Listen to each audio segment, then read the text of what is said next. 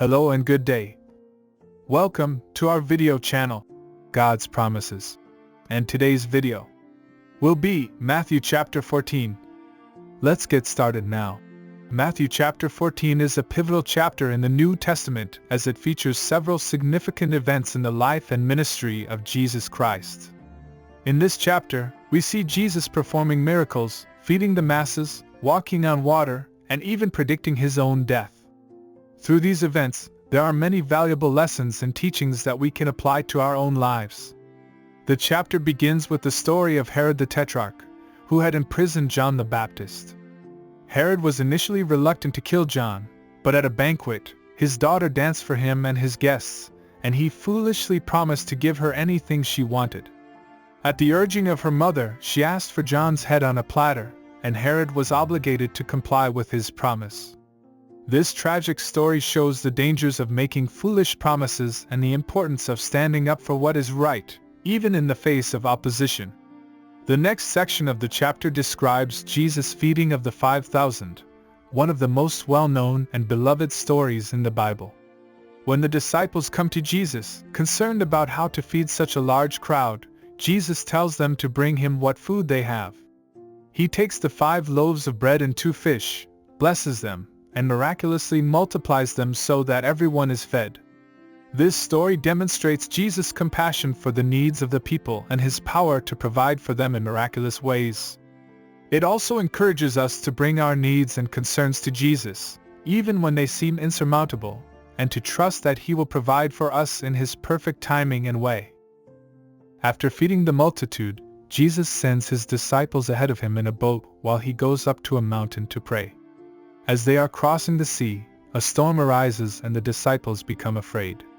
But Jesus comes to them, walking on the water, and calms the storm.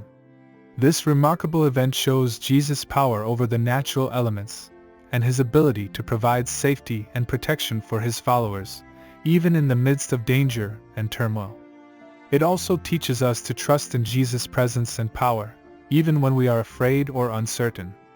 The final section of the chapter describes Jesus' healing ministry, as crowds of people come to him seeking physical and spiritual healing. The chapter concludes with the story of John the Baptist's death and burial. Throughout these events, we see Jesus' compassion for those who are suffering and his commitment to proclaiming the message of the kingdom of God. There are several key teachings and applications we can take from Matthew chapter 14. Firstly, we are reminded of the importance of standing up for what is right, even when it is difficult or unpopular. We should not compromise our values or beliefs for the sake of pleasing others, but should remain faithful to God and his word. Secondly, we are encouraged to bring our needs and concerns to Jesus, trusting that he will provide for us in his perfect timing and way. We should not be afraid to come to him with our problems, but should seek his guidance and help in every area of our lives. Thirdly, we learn that Jesus has power over the natural elements, and can provide safety and protection for his followers, even in the midst of danger and turmoil. We should trust in his presence and power, knowing that he is with us always, and that he will never leave us or forsake us.